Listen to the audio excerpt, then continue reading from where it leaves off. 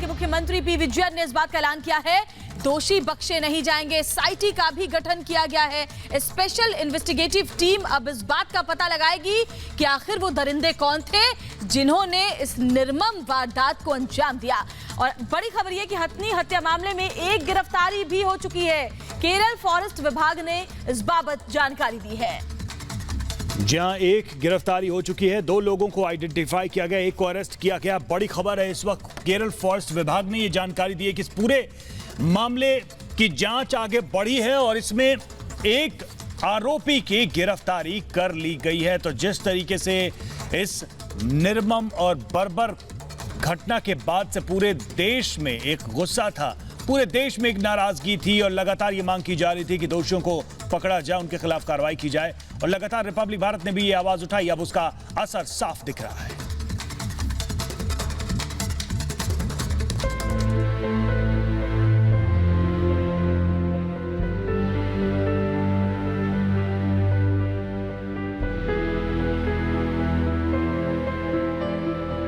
रूह कपाने वाली यह तस्वीर केरल के मल्लापुरम की है, जहां एक हथनी बीच पानी में खड़ी दिखाई दे रही है। आसपास लोगों का झुंड। यह हथनी गर्भवती थी जिसने 3 दिनों तक जिंदगी और मौत के बीच जूझते जूझते आखिरकार बेलियार नदी में दम तोड़ दिया। इंसानों ने उसे खाना तो दिया, लेकिन साथ ही 2 जानों का सौदा भी कर डाला।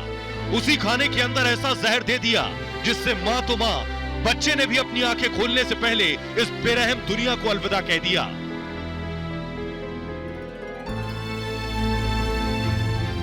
केरल, जिसे गॉड्स ओन की धरती कहा जाता है, जहां इंसान कितना बेरहम हो सकता है, ये पोस्टमार्टम रिपोर्ट आने के बाद और पुख्ता हो गई। रिपोर्ट में यह भी बात निकलकर सामने आई है कि हथनी गर्भवती थी।